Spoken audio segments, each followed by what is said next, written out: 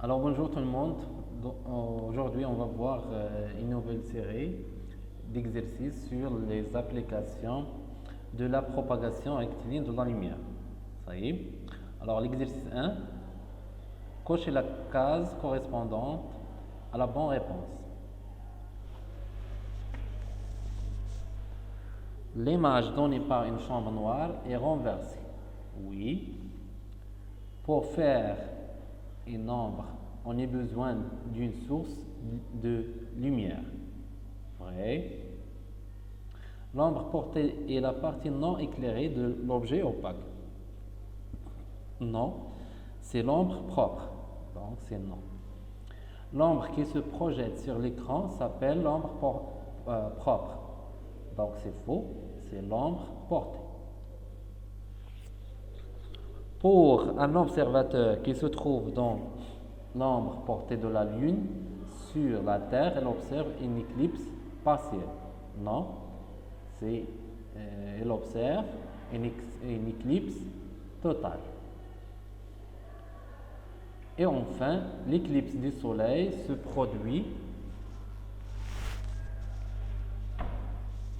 L'éclipse du Soleil se produit quand la Terre interpose entre le Soleil et la Lune. L'éclipse du Soleil se produit quand la Terre interpose entre le Soleil et la Lune. C'est faux.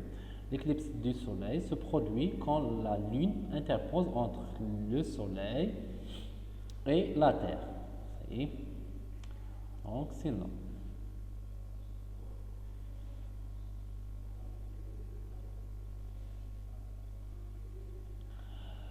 Alors, complétez les phrases suivantes.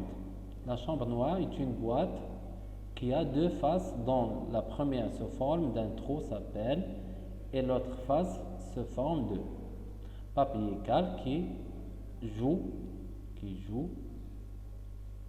le rôle de. Alors la chambre noire est une boîte opaque, c'est-à-dire qui ne laisse passer pas de la lumière, sauf par un trou qui a deux faces dont la première se forme d'un trou s'appelle sténope. Le trou s'appelle sténope. Et l'autre face se forme de papier calque qui joue le rôle de l'écran.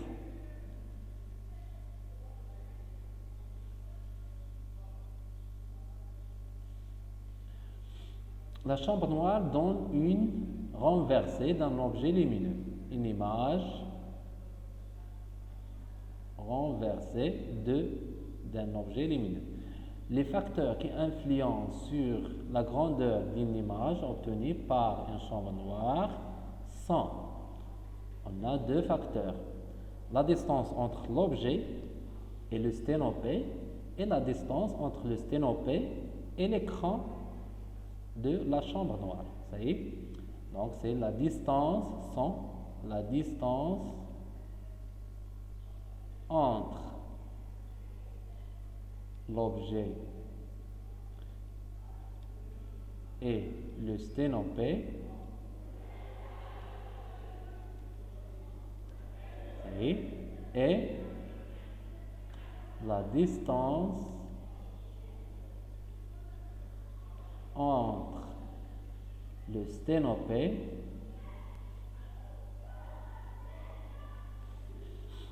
et l'écran. Ou bien on dit la profondeur de la chambre noire.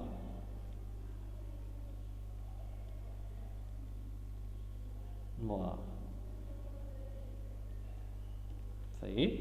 Alors, si la distance entre l'objet et le sténopé augmente, la taille de l'image diminue. Si la distance entre le sténopé et l'écran augmente, ou bien la profondeur de la chambre noire augmente, la taille de l'image augmente. Ça y est.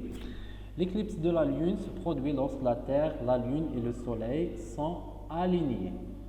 C'est-à-dire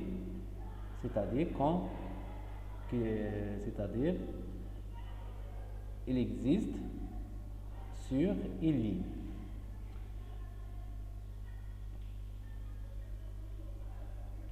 Alors, afin qu'elle existe, donc l'éclipse de la Lune se produit lorsque la Terre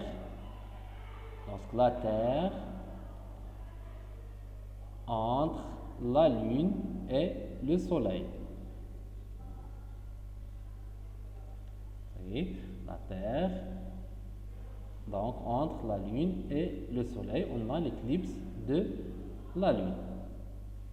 C'est un objet opaque et éclairé par une source. Il se forme une ombre sur un écran correctement placé. Donc, c'est un objet opaque et éclairé par une source. Il se forme une ombre. Quel est le type de l'ombre? C'est l'ombre portée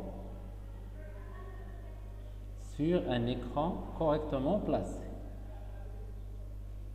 Exercice 3. Relie entre les phrases suivantes. Un observateur placé à l'ombre portée de la Lune sur la Terre assiste à. Lorsque le Soleil, la Lune et la Terre sont alignés dans ce sens, on parle de. Un observateur placé à la pénombre de la Lune sur la Terre assiste à. Lorsque le Soleil, la Terre et la Lune sont alignés dans ce sens, on parle de. Donc, un observateur placé à l'ombre portée de la Lune sur la Terre assiste donc une éclipse, l'ombre portée, c'est éclipse totale du Soleil. Lorsque le Soleil, la Lune, la Terre, donc le Soleil, la Lune et la Terre, donc c'est l'éclipse du Soleil, vous voyez, sont alignés dans ce sens, on parle de éclipse du Soleil. Un observateur placé à la pénombre, attention, non, à l'ombre portée, non, à la pénombre de la Lune sur la Terre assiste à une éclipse partielle. Et enfin, lorsque la Terre, la Lune et le Soleil, la Terre et la Lune sont alignés dans ce sens, on parle de l'éclipse de la Lune. Vous voyez, l'éclipse de la Lune.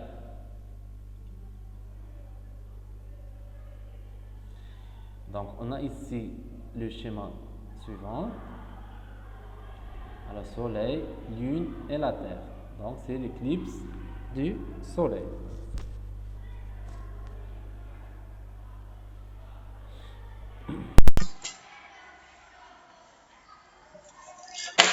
Donc, relié par quel est le nom de ce phénomène? Donc, ce phénomène est l'éclipse du Soleil.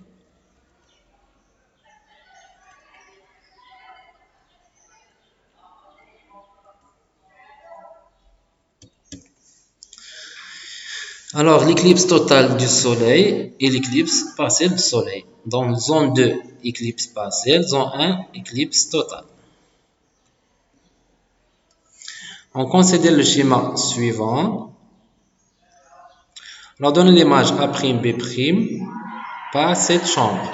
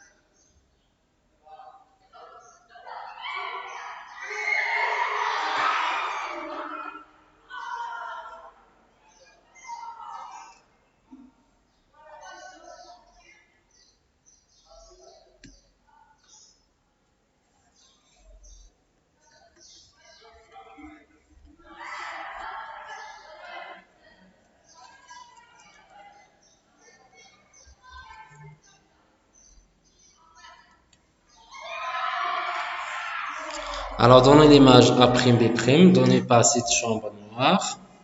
Quelles sont les propriétés de cette image? L'image est floue, lumineuse et renversée.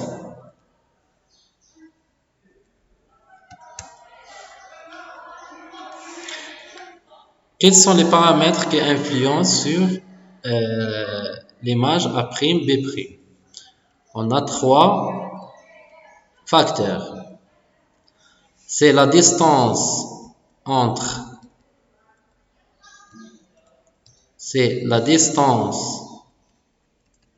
on a déjà cité ces facteurs qui influencent sur l'image. C'est la distance entre l'objet. Donc, on a ici image. Donc, c'est la distance entre l'objet et le sténopée.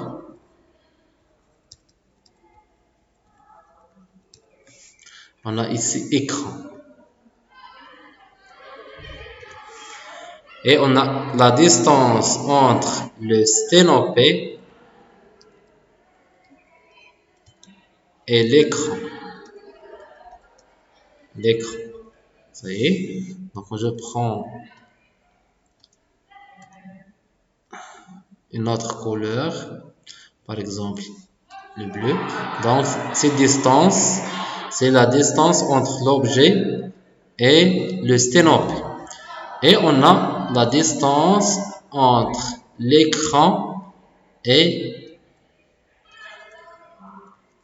le sténopée.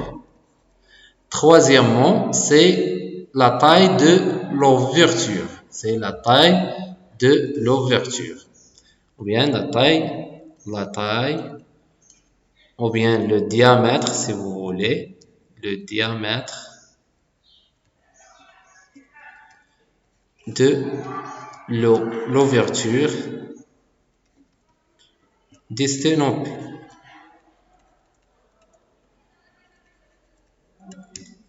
Ça y est, donc on a 3 facteurs qui influencent sur l'image A. Donc c'est la distance entre l'objet et le sténopée, la distance entre le sténopée et l'écran, et la taille ou bien le diamètre de l'ouverture des sténopées. Exercice 5. Complétez les trous par les mots ombre portée, ombre propre et cône d'ombre. Donc on a 1, 2, 3. Alors, ici c'est l'ombre propre, donc c'est 2. Ici c'est le cône d'ombre, c'est 3. Ou bien zone d'ombre. On dit cône ou bien zone d'ombre. Et enfin, l'ombre portée. 1. Ça y est. Donc, la même chose, ici 1, 2. Ça y est. Complétez le trou par les mots ombre portée et pénombre. Alors, ici c'est le pénombre et ici c'est l'ombre portée. Merci de votre attention et à bientôt.